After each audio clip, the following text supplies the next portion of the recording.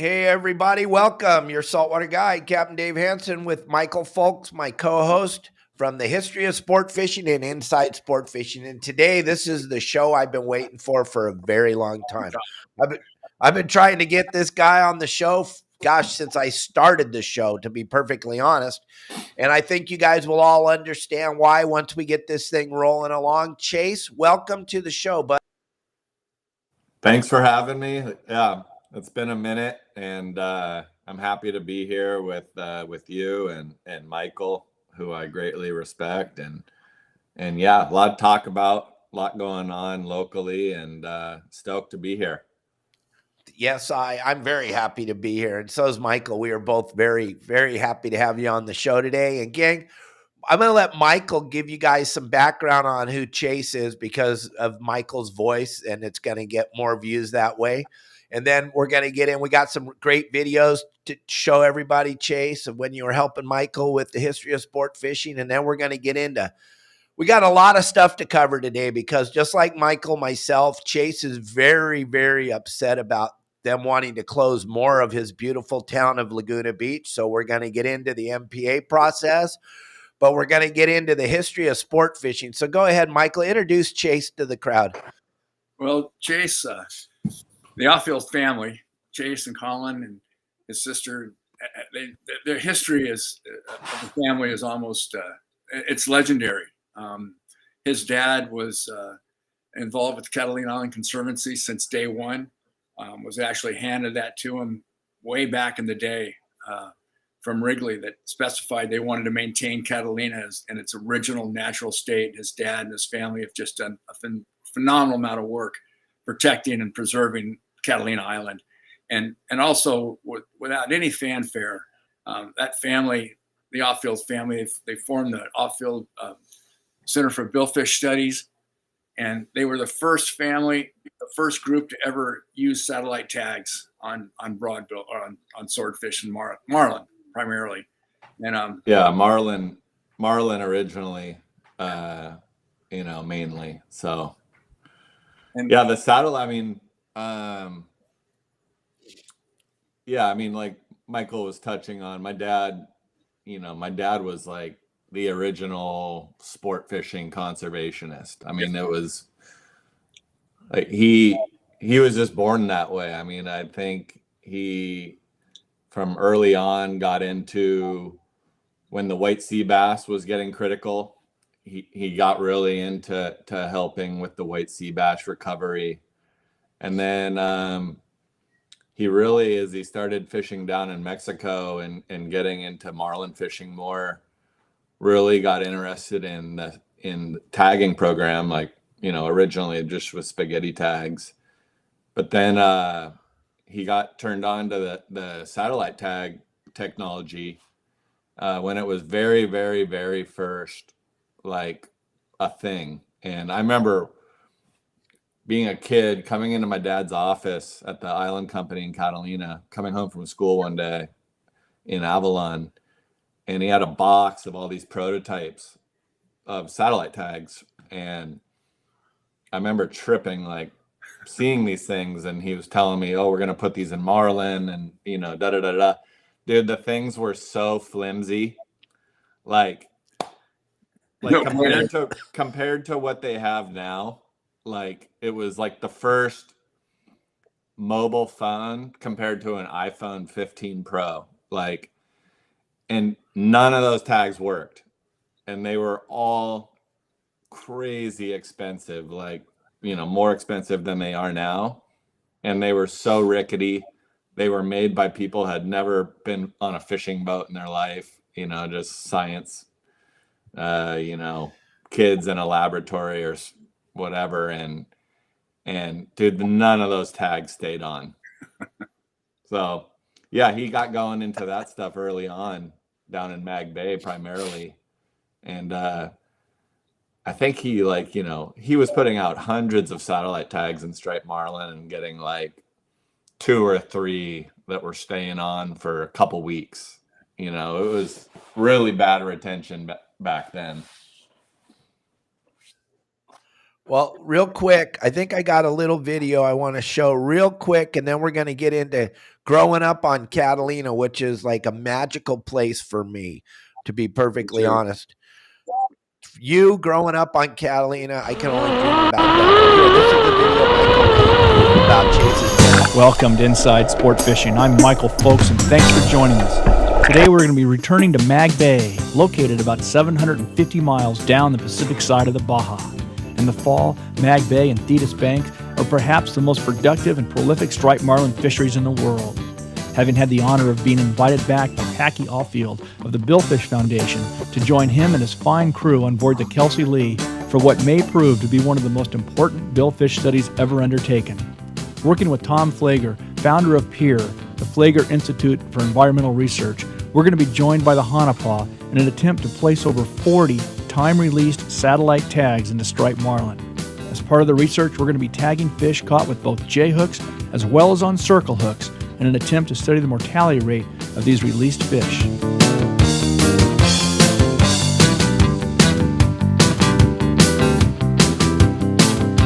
We've got an awesome show in store for you, so don't go away. Inside Sport Fishing will be right. I want you all to understand, those of you that have never been down to Mag Bay, and it's 5 hours from where I'm sitting right now in my car, and it's 2.5 hours on the Viking I used to drive, you can't comprehend what we see when we're there. It is the most incredible thing.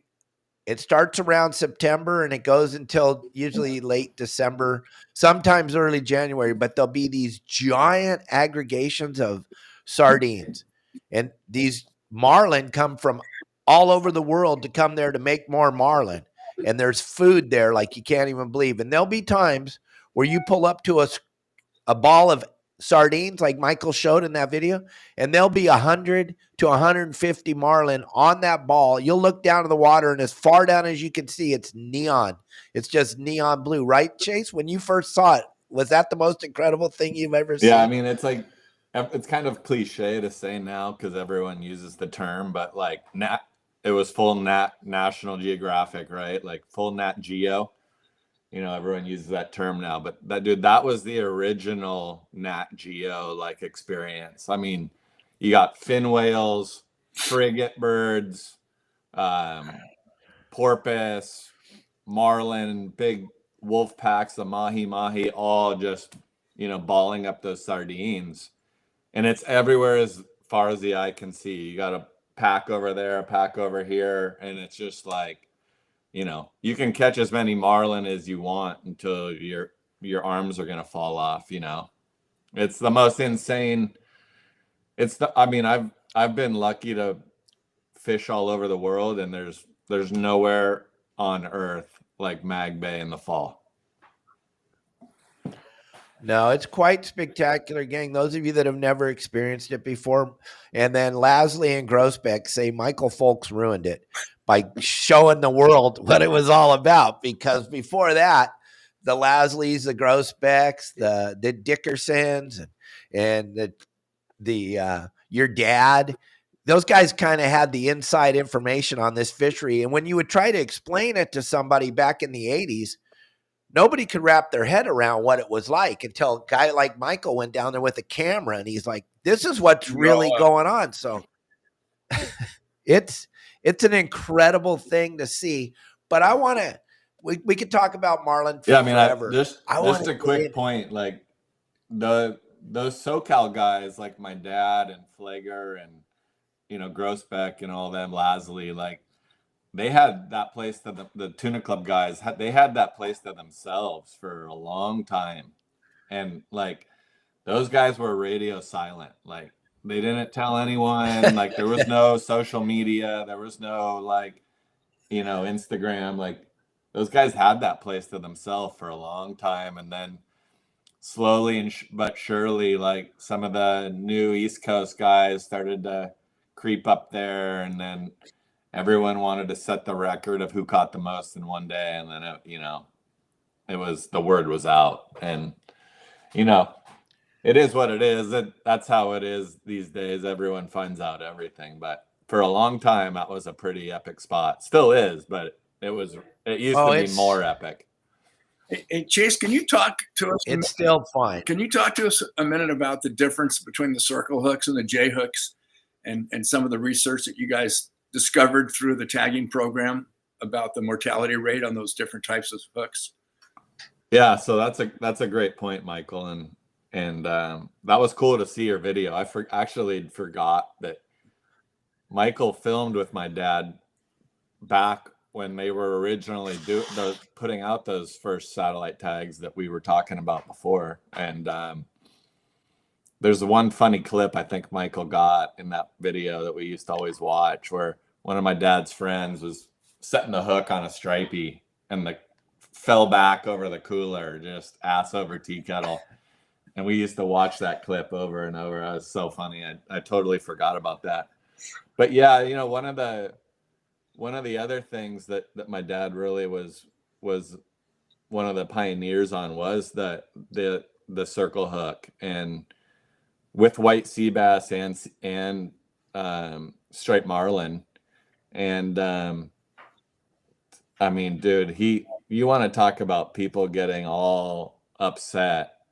Like, I remember locally in some of the marlin tournaments when we were trying to promote the use of circle hooks in the striped marlin tournaments, there were guys that were like really pissed about having to use circle hooks, and they don't work and this and that, and you know, they didn't understand the style of fishing that you have to do with a circle hook. And you know, back then everybody wanted to just, you know, they love to set the hook like you do with a J hook, and that was like the more manly way to set a hook or whatever.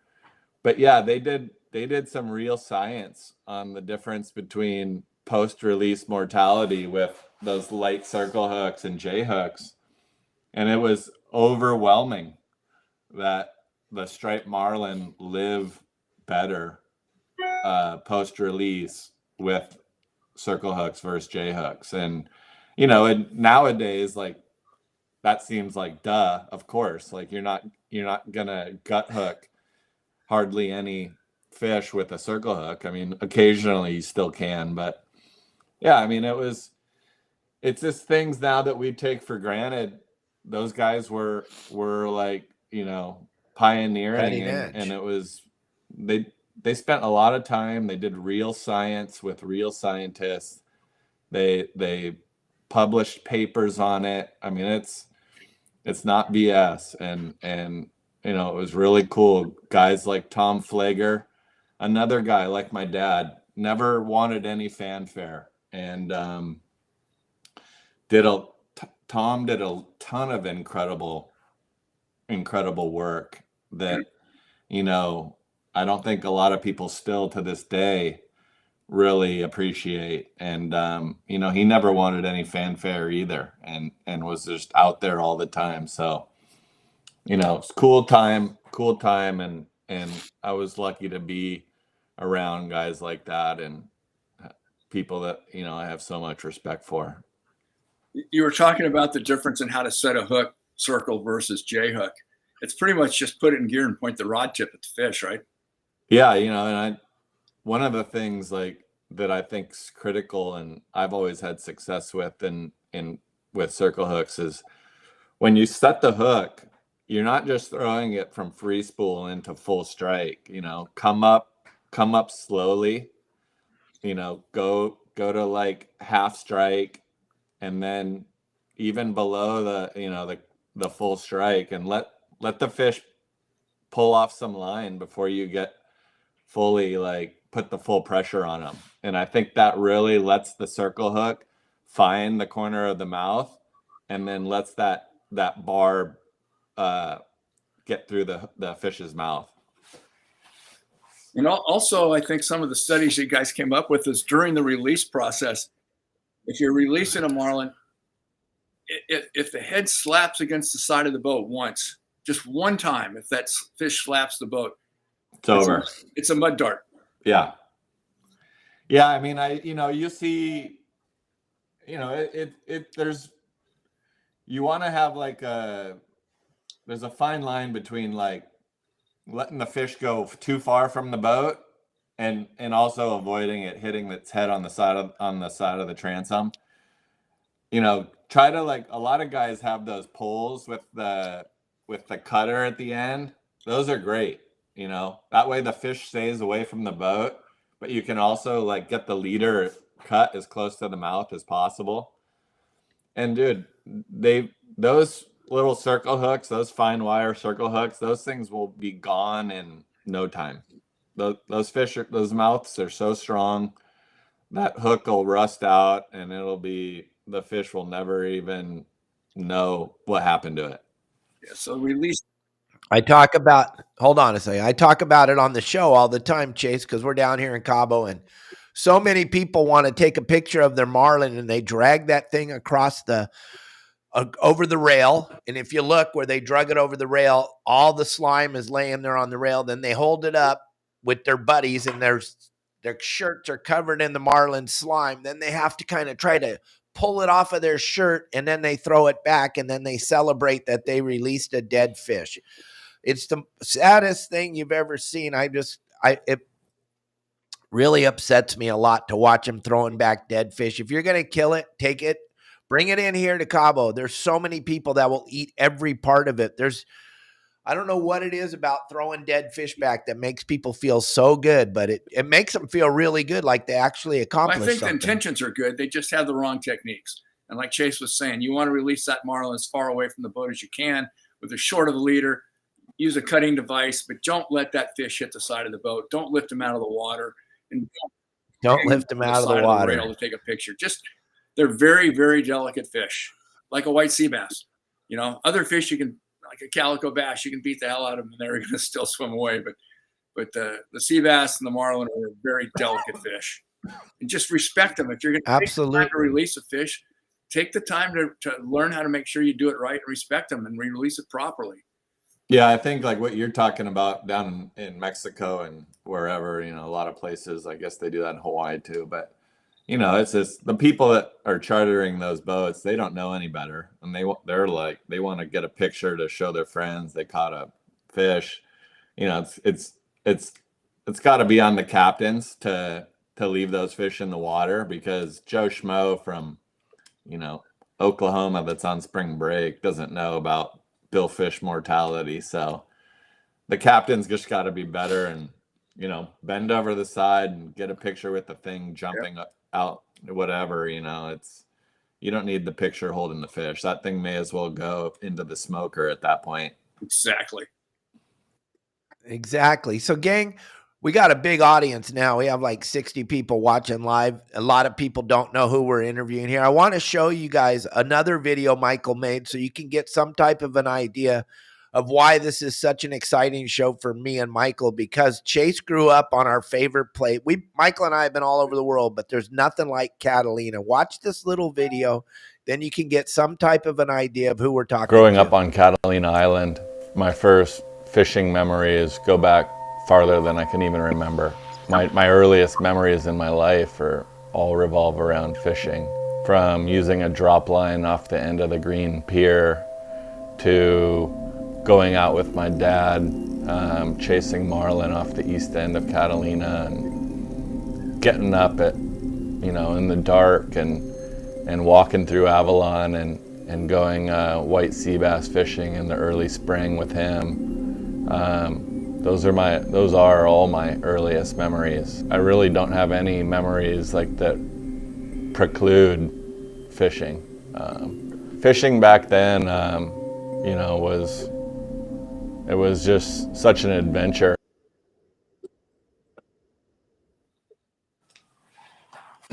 So that's who we got here today. Chase, thank you again for joining us. And the audience is huge right now. So I knew it would be if we got you on here. So thank you again for being here. So talk to Michael and I about how magical it was growing up on Catalina, getting up early and walking on the Malecone to go meet your dad, to go fishing, have him pick you up on the green pier. How wild. I mean, Catalina still is my favorite place on earth. And I try to get over there too as often as possible. We still have our childhood home over there, and you know, I have tons of friends that live there still and that I love to fish with. And I mean, especially for a kid, like Catalina was probably like the greatest place on earth to grow up. You know, it's like you have so much freedom, and you know, growing up there, your fishing is just a part of life. You know, it's like we say about Avalon, it's a drinking town with a fishing problem. You know what I mean? It's like it's a funny place. And you know, it as a kid, you know, you would just go straight from school pretty much to the Green Pier, with everyone had their little rickety rod or a drop line or whatever, and Rosie would give you a free bag of abalone guts, and you would just post up, and it was like me and, you know, Ryan Burr and you know, like Johnny Q and everybody. We would just, you know, hang out there and catch calico and opali, and, you know, occasionally it'd get crazy, and a yellowtail would swim into the harbor, and that would get everyone all fired up. And, you know, and then, like, as you got older, your parents, like your dad, would take you out early morning to go onto the backside and go for white sea bass and yellowtail, you know, fish off the corner there. And, you know, you're getting woken up at 3 a.m, go down on the boat. I mean, it's just, dude, that was like the most epic way to be a kid. And, you know, we just grew up fishing and going out into the hills, and you know, there's some really, really good fishermen on Catalina, and, you know, especially when those white sea bass get biting in the spring, and before everybody over here on the mainland hears about the bites, those local guys are on it, and it's just you know, just a magical place. Absolutely. Michael, you love going over there. If I can't find Michael, I know where he's at. He's right in front of the casino on his mooring ball right there on the Vintage, hanging out. It's my favorite place on the planet, no question. It's just a magical island all the way around every aspect. And what was it like going to school there, Chase? I mean, that's like something I only can dream about. It had to be so bitching to go to school there with all the guys. I mean, Johnny Q, the best waiter in all the world. I love going to Steve's Steakhouse. Johnny watches the show all the time. He is classic. He's like the mayor of Avalon these days. Yep. He's a rad guy. But yeah, I mean, you know, I think we had like 24 kids or so in our class of our like year. And, you know, it was everybody's all there at one school. It's K through 12. And, you know, everyone walked to school, or, you know, your parents, sometimes parents would drop them off in their golf cart, but, you know, you just walk to school, you walk home, and, you know, you go fishing after school. And, you know, on the weekends, they'd have a little fishing derby down on the pier.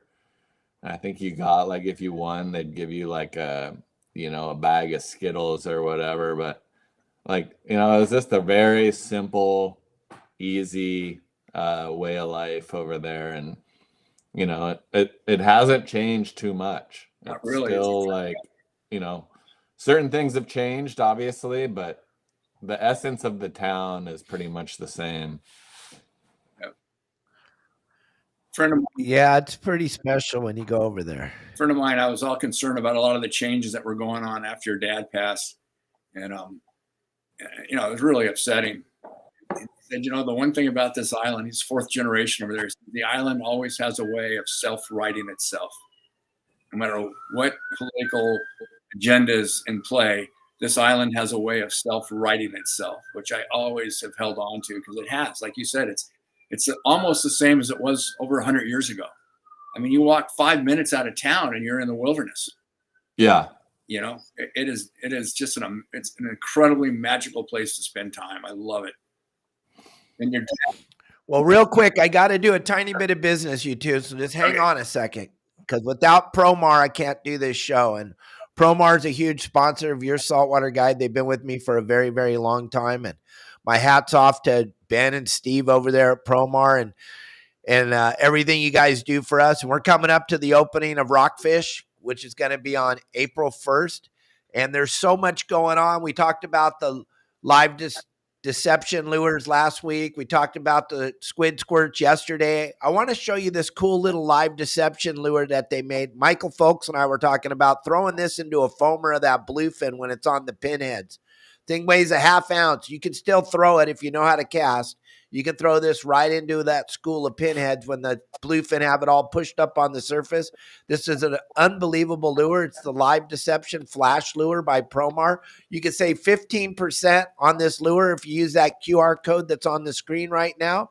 Or you can also go straight to the website, promarahi.com, and put in the code YSWG and the number 22. You're going to save 15% on the lure. Plus, when you're in the website, you'll be blown away by all the products that Promar makes that you use on a daily basis. Michael probably doesn't even know. He probably has 20 different Promar products on his boat.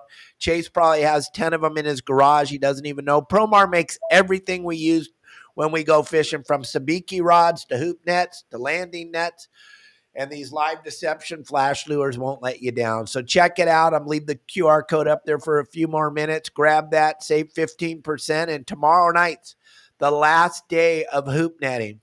And we want to keep the streak going. We've been doing this every month. They've been giving away $500 worth of products. And every month, a member of your Saltwater Guide has won the contest because there's more of us than anybody else out there. Let's keep the streak going. Tonight, we have the live hoop net trip. Lisa's going to be on the boat with Justin. Then tomorrow night, finish the season off with Tut and his group. Tut and Larry and a couple other guys. So we got a really good chance of winning that trophy again. So hang in there, guys. Post lots of pictures of Promar on your social media and hashtag Promar Ahi 24. All right, gang. Let's get back to talking to these guys. Thanks for taking a minute to let me talk about my products there, Chase. Of course. So growing up on Catalina, like we said, and you guys were having the little derbies down there on the pier, but the most craziest thing I've seen in all my years of fishing over there is you guys going out there on your skiffs, and nobody would talk about it. And I mean, these guys are going out with a 5-horse or a 10-horse motor. They're stopping by somebody who's got some fresh dead squid, guys, and they're going on the corner. They're going to what we call Shark Bay, or they're going to Shark Cove, or they're going to Seal Rocks, and they're sitting on their skiff. Chase, talk about that, because if I didn't even know it was happening, because you guys never talked about it. I caught you guys back there like 15 years ago, and I'm like, look at this. They're in there just quietly catching giant white sea bass. Yeah, I mean, I'm not going to give away. Right. I don't want you to give I'm anything not going to away. give away any of the secret honey holes. But yeah, I mean, the corner is the corner. Everyone knows about the corner. And that's like kind of just the all-time local spot, because it's the closest spot to Avalon. And you know, you can go out there on any sort of like anything that floats pretty much from Avalon, and you're in the lee of the island all the way till you get to the corner. And the way the topography of that east end, as you guys well know, is it's pretty protected right there at the corner, no matter how gnarly that west wind gets, because the way that the east end is shaped, once the wind kind of hits Church Rock there, and then it kind of pushes about 200 yards offshore, you can be sitting at the corner and see that wind line when it's blowing, 20 once you get past Church Rock. So that's always been kind of a rad little sea bass spot. And the local guys, the coconut wireless starts going, and the sea bass are biting there. And it's pretty funny. Like, you'll be out there midweek, and like on a Wednesday night at sunset, and every dude in town is out there on some sort of little dinghy or ponga or whatever. They got a case of Modelo and a couple rickety rods and some fresh dead from somebody. And it's one of the most classic things when those when there's a good sea bass bite there and just the local guys are on it and everyone's kind of, you know, getting bit and bringing in fish, it's one of the funnest things in Avalon. And it kind of like, you know, the word spreads around town and you'll see guys out there fishing that don't normally fish because everyone wants to get a sea bass. It's pretty sick. Yeah. Best eating fish in our waters. Yeah, it's a pretty cool deal, you guys. What, Michael? Best eating fish in our waters. It's definitely up there. Yeah. I mean, it's so good. So this bluefin, you and Michael, part of the Avalon Tuna Club for so long. I want to show this video real quick from Michael again that you made with him making the history of sport fishing. And when we're talking, gang, that's why Michael and I talk about the history of sport fishing all the time. All these little bits and pieces you're seeing, this is part of the series that Michael has for all of you. And we'll put his QR code up here before the end of the show, but watch this little piece. The most prolific and most effective method of capturing these big bluefin tuna has been using the exact same methods that the guys were using over 100 years ago. And that is a kite with a dead flying fish. And guys have tried everything under the sun, every modern way to capture these bluefin, but the way that the guys, the pioneers, the guys that invented sport fishing were doing it back in the late 1800s, early 1900s is still the most effective way to capture a cow bluefin tuna. And you know, it's been so fun to bring that like style of fishing back into the arsenal, and you know, it's just a testament to what those guys did.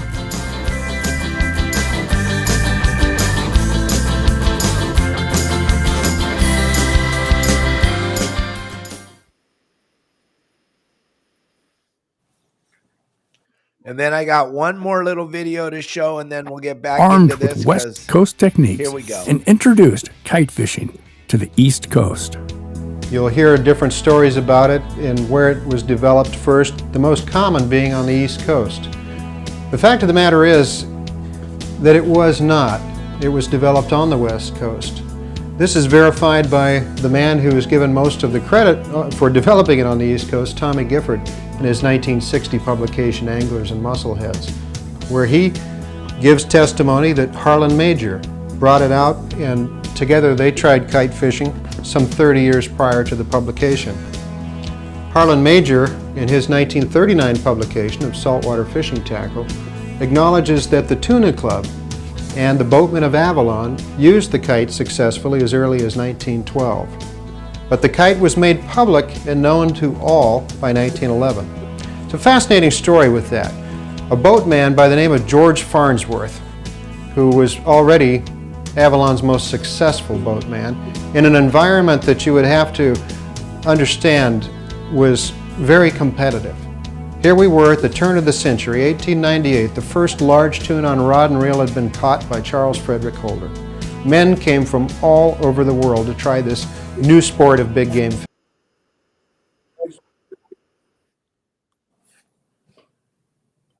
And the Avalon Tuna Club, gang, and the history of sport fishing, Michael and I talk about it all the time. And when George Farnsworth finally let everybody know, what did you say, Michael? It was 4th of July? 4th of July, he flew the kite through Avalon announcing that that's how he'd been doing for the last, and he'd sworn his passengers to secrecy for like 2 or 3 years before that.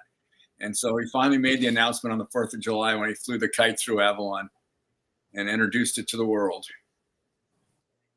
And everybody wants to say they invented it, but you just heard from the historians, and you've heard from Michael a lot of times on this show, that it was really put together by the boatmen from Avalon, the guys part of the Avalon Tuna Club. Those guys, like Tommy Gifford was saying, very, very competitive people. They wanted to be the best, and they did everything they could to possibly be the best. And when we think about what we have to fish with today, Chase, it's amazing those guys were able to put those days together out there with the old knuckle busters and the leather and the Dacron line and the linen line, and to catch that fish, no fluorocarbon, tying a hook to a piece of white string. Come on.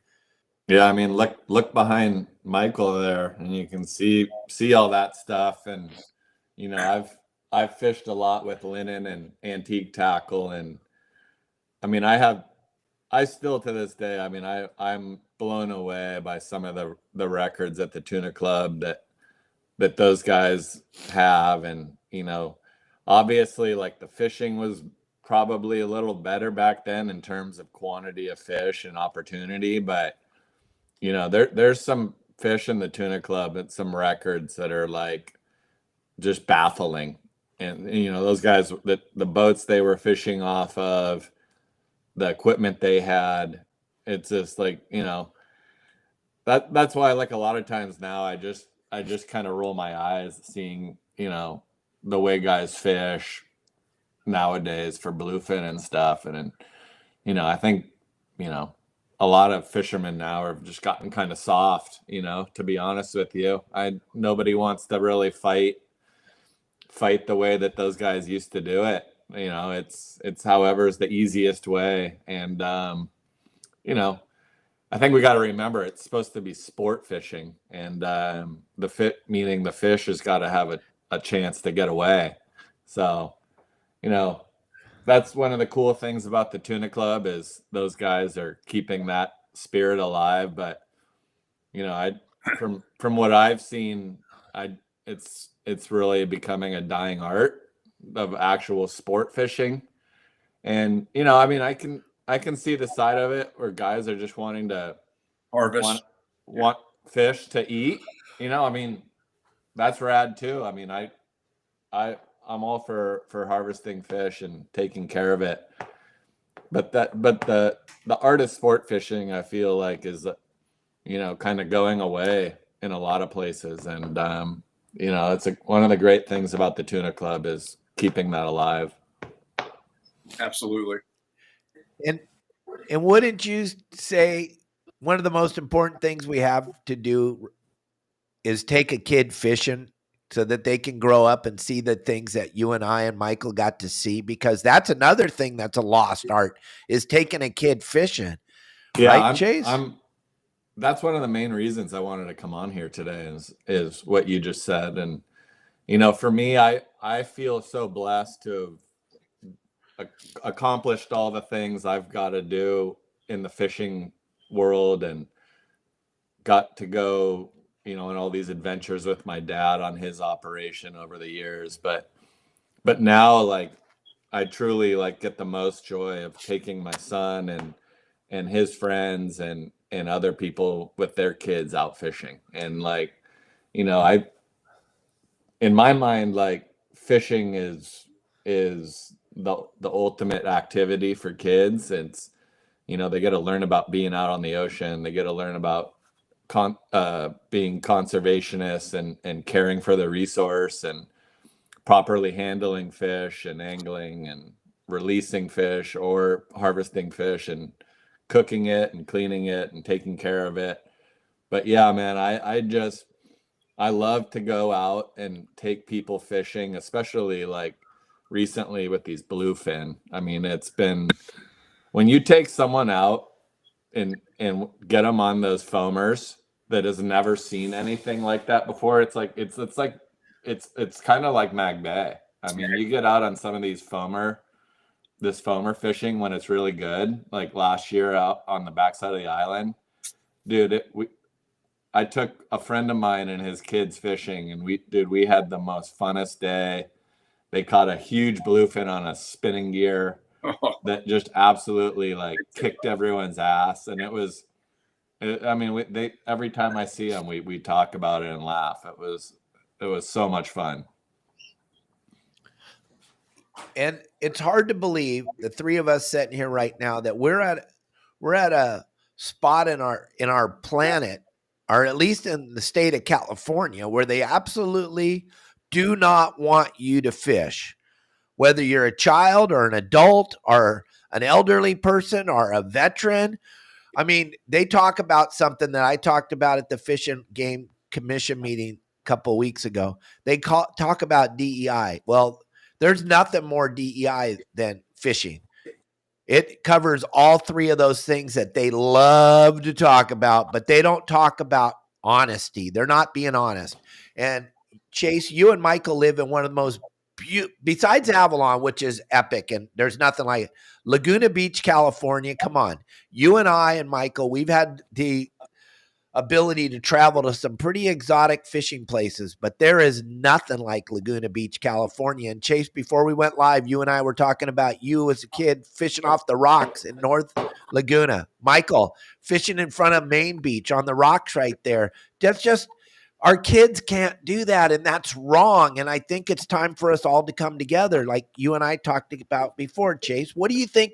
What do you think the answer is? So Michael and I are obviously like, I'm hearing this. We're ridiculously spoiled. I mean, I grew up on Catalina Island, born and raised, and then moved to Laguna Beach when I was 12. And, you know, I was a fishing addict. And luckily, right where I lived in North Laguna, I had access to a little point there.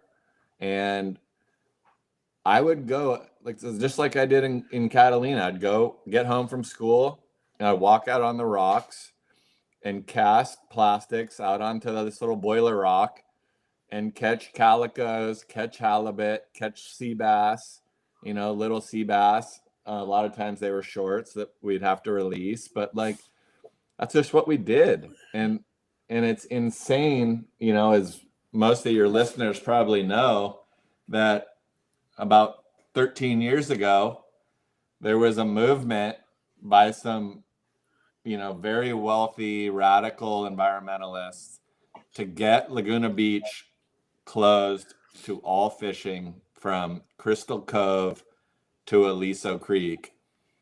And now there's been 3-4 generations of kids that have grown up in Laguna Beach that have been, had their right to spear fishing, shore fishing, and fishing from boats taken away in one of the best fishing spots in Southern California.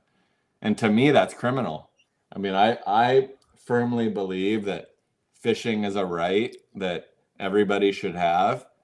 And, what they're trying to do now, I'm not sure if your viewers know or not, but they're trying to take away the last little bit of remaining coast that we have in Laguna Beach from Aliso to Dana Point. And it's, in my mind, it's like, it's,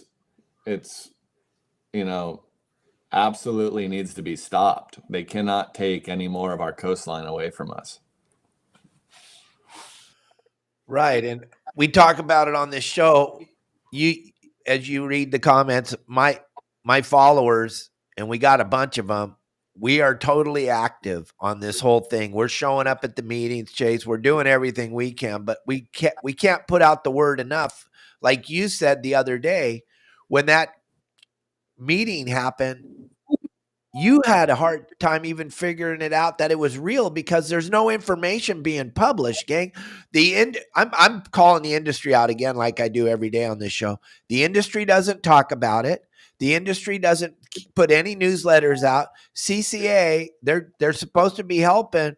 Why aren't they informing all of us members of CCA when these closures are coming down, gang? That's all I got to say is what we got to get the word out. We got to be loud. We can't just lay down and throw money at this problem because, Michael, the money's not slowing this thing down. No, it's just the opposite. We, the people, if we start to show up, I guarantee you we can slow this thing down. I don't want to be on this planet and not be able to take my grandkids fishing. I don't want to be on this planet and not see Chase's kids get to go fishing like he did, gang. So yeah, the MLP thing is real. They want the rest of Laguna with no science at all. Like Chase said, a bunch of people with a bunch of money that don't go outside. They're whiter than my beard. And they're going to make the decision that Chase and his kids can't fish. They're NGO commissions. They're not a government commission. It's just an independent group. That's the thing. What Michael's saying is it's just this random group that nobody even knows who it is. Nobody's ever heard of, pretty much, called Laguna Blue Belt, which, what even is that? And they get a proposal and they try to sneak it through, and they can get the fishing totally shut down in Laguna Beach, like with very little fanfare. And all of a sudden, now we have nowhere to fish. I mean, we already have hardly anywhere to fish here, and they're trying to take away the last little sliver. And that's the game that the NGOs are playing, and Michael Folks knows it well. They're playing the long game. They don't think like we do. They're thinking over the course of 100 years, they're gonna gobble up little tiny pieces of the coastline. And after 100 years or 200 years, there's going to be nowhere left to fish. And everyone's going to be, how'd this happen? How'd they let this happen? And they just do it bit by bit by bit by bit. I mean, you're seeing it happening right now. And it's, you know, to me, the ultimate thing about people that care about the ocean are people that are active participants.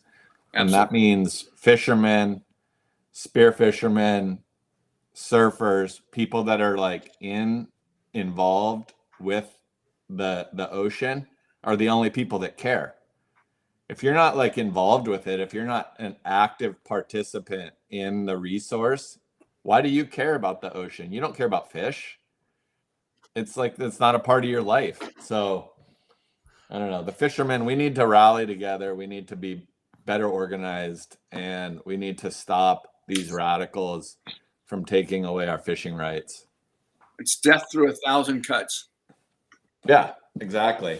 And I put up that notice of the meeting on the 16th and 17th of April, gang. This is, once again, this is another one we all need to show up for. And Michael was there with us at the commission meeting last month, Chase, when 150 of us showed up on the Zoom call and scared the hell out of them. We, the people, can change this. First of all, the free money isn't flowing like it was. So when we showed up at that meeting, Chase, there was only 5 people there, where there used to be 20 when they were getting all that free money, when they were getting that free money to show up. So I think if we rally around this, and because we have you on the show, Chase, today, we have a bigger audience than normal. So hopefully we get this word out that we all need to be on this meeting, this Zoom meeting on the 16th and 17th of April, because there's a lot of things on the docket that are going to be part of more closures coming. The commercial harvest of kelp, we know that's not going to happen, but they want to do that again. It's crazy.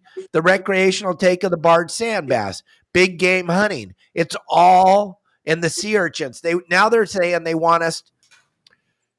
They don't want to open it up to Michael and Chase fishing in Laguna, but they want to open up to the commercial urchin divers because the kelp's not growing. Well, you can't have it both ways, everybody. So we all need to show up to these meetings from now until the end. If we don't show up, like Chase said, when you look up and you go, how did this happen? Well, you didn't show up. And Michael and I, we both talked about it before. We're guilty of not showing up. We didn't know that if we all showed up, it would make a difference, but we just saw that it did. So now we got a little bit of fire in our bellies and we're ready to take this on. Yeah, and I want to say, like, I don't know who's going to organize us, but me and Michael aren't going anywhere. It's the part of the plan of the environmentalists. And I'm in, like, I mean, I care. I don't even like using the word environmentalist. It's a part of the plan of the radicals. Yep. Is they don't want us to know. That's how they got this MLPA done the first time. They don't want us to know. They're very sneaky. They sneak these proposals through, and by the time we find out about it, it's too late. Over. Yeah, it's too late. Yeah. They did the same thing in Laguna. They passed the Laguna thing without even making a notification. Yeah.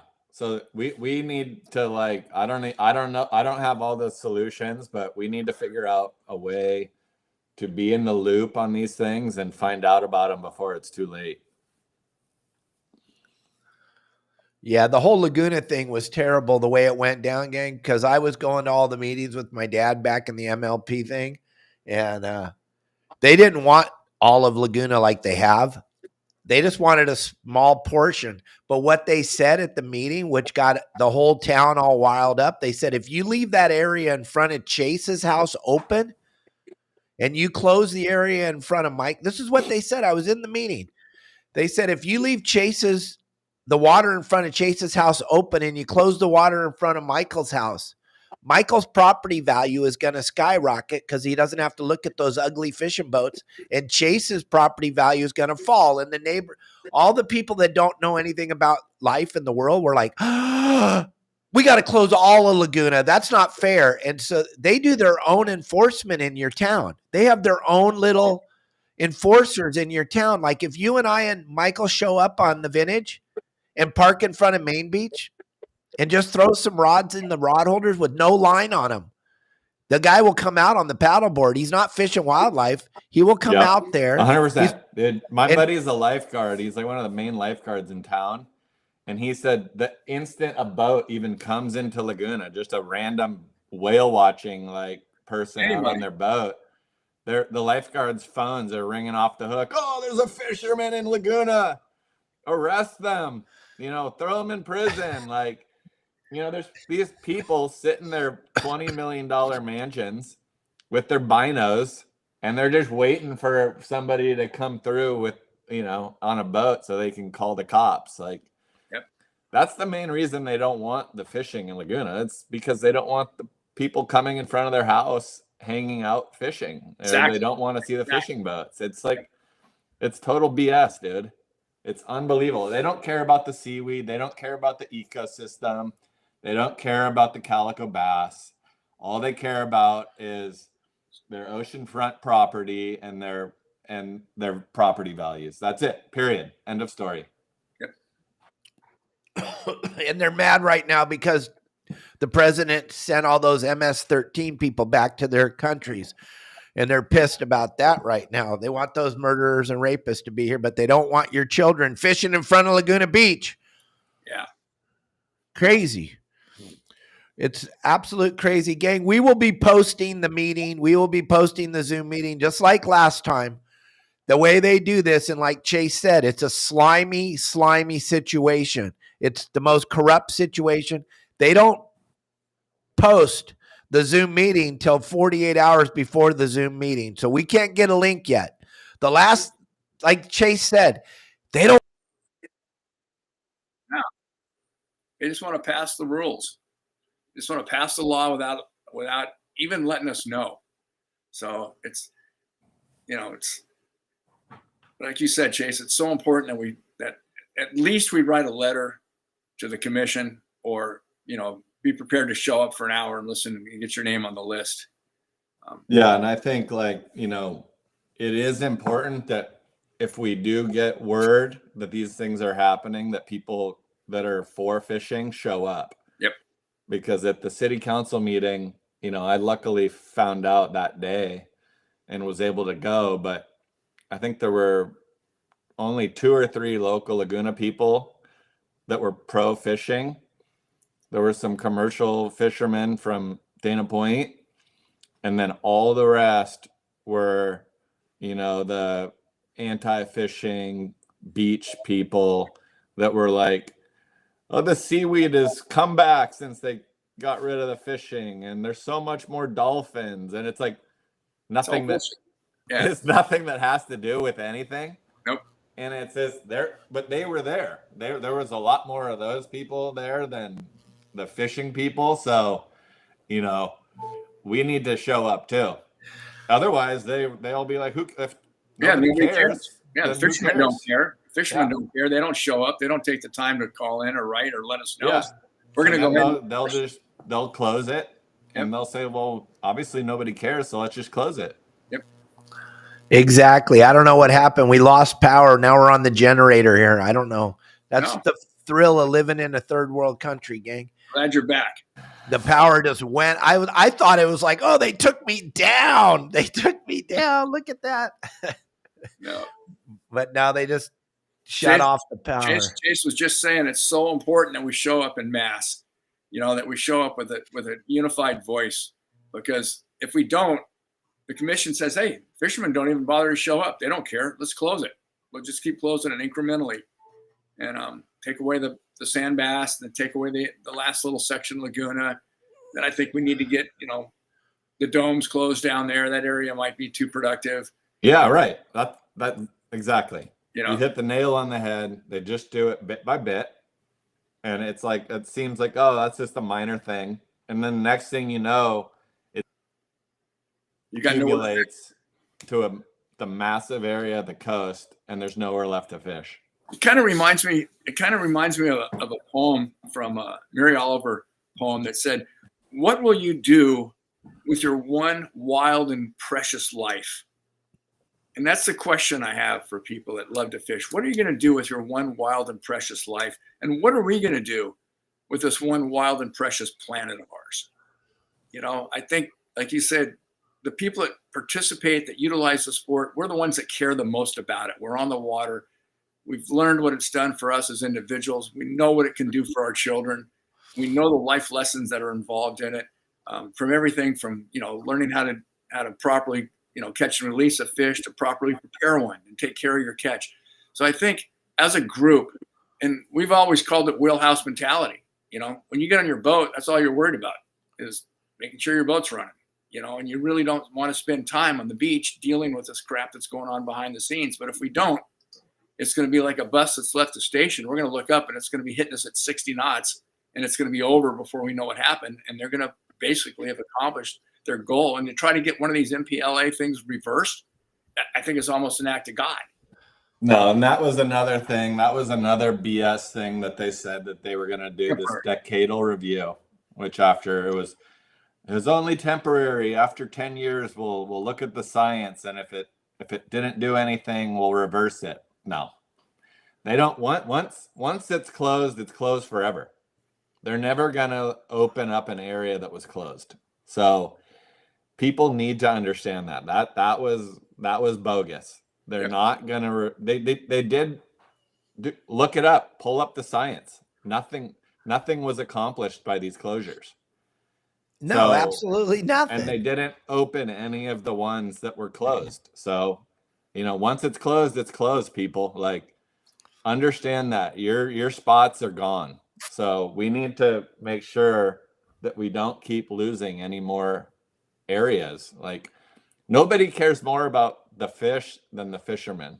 And, you know, we have to keep what we have before it's gone. Somebody said we got to show up with our pitchforks and shovels. I think it's show up with the chainsaw.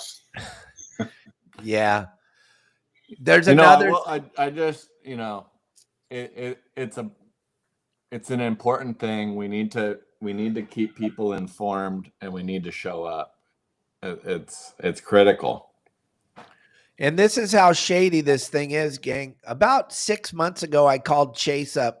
I called Michael in a mad panic because my sister sent me this article, and there's nobody that knows in our sphere of people that know more about Catalina or know more about the people over there than Chase and his brother. And I'm like, give me Chase's number right now. And Michael's like, why? I go, I got to send him this thing. They wanted to close down the glass bottom boats from feeding the Garibaldi at Catalina. Gang, this is the kind of mentality that we're dealing with. These people are just out of their minds. They're just lunatics. And Chase was like, who? And then what did those people call themselves on Catalina? What was their name? They had some crazy name like the Blue Belt people of. Yeah, I don't know what that group was. So they had conservatory in their name, which Catalina was set up as a conservatory by the Wrigley family a zillion years ago, right? Yep.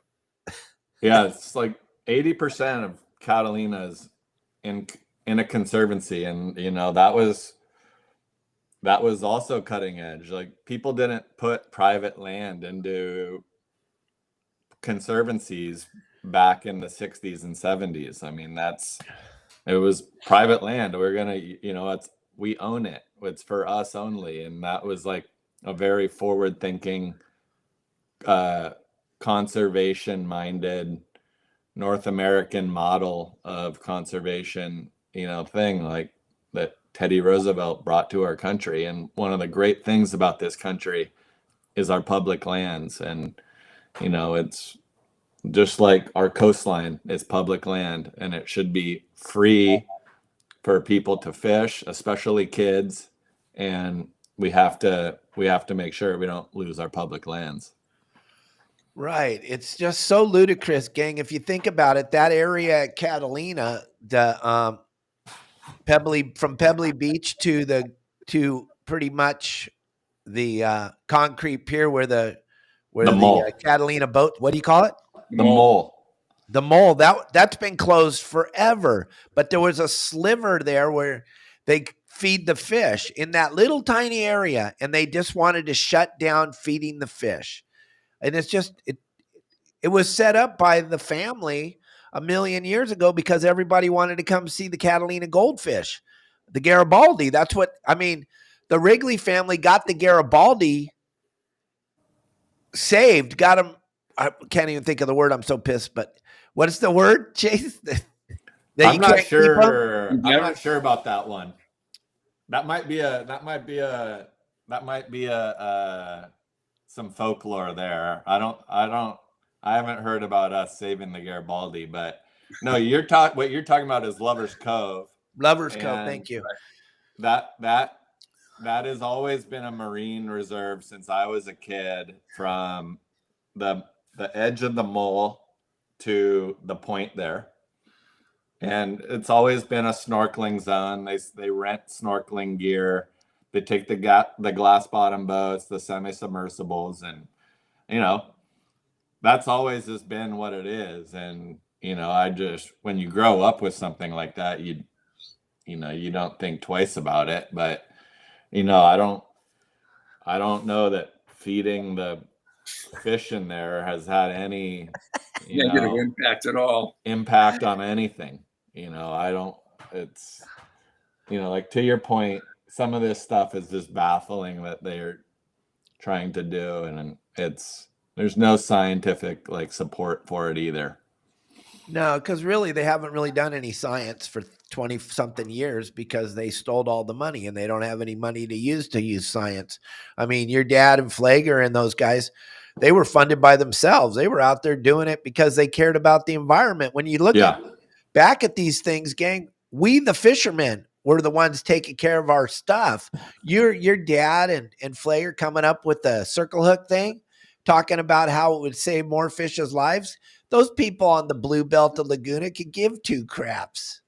No, and that's your point. I mean, that's the point, right? Guys like Flager, my dad, Jock Albright, there's a lot more people than I can name, and they're all fishermen. And those are the ones that are spending their own money to go do the research, and then the papers that the scientists come out with can be used by the groups to make informed decisions on the fisheries. But these people that are sitting in their houses and caring about the boats fishing out in Laguna, those people don't care about the fishery.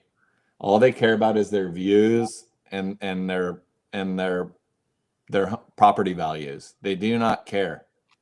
They don't care about the sea bass. They don't care about the abalone or any of the other stuff. All they care about is their view and this other stupid stuff.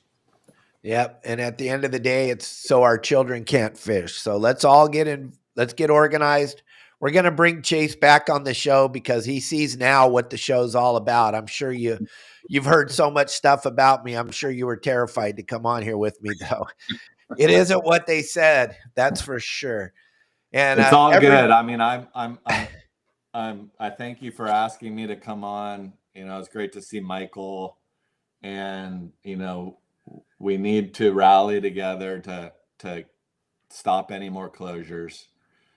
So support your local fishermen, support American fishermen, and let's stop the closures. Absolutely. Well said. So we'll do this again real soon. We'll get Chase back on here and we'll keep rallying the troops, gang. Michael, thank you. Chase, thank you. Everybody that watched the show today, thank you very, very much. Check out Promar. Go over there and get some of those great deals so you're ready for the Rockfish opener. Don't forget tonight around 7:30, Lisa will be out there fishing with Justin Botrell on Bowline Sport Fishing, the second to the last night of our lobster fishing. It's been amazing. We get 30, 40,000 views a night on these live fishing trips. It's never been done before, gang. It's kind of cool. You jump in there, look at a little bit, and jump out. We're getting a lot of views, and it's because of all of you. So don't miss it. We got 2 nights left, tonight and tomorrow night. Ted will be out tomorrow night. Lisa?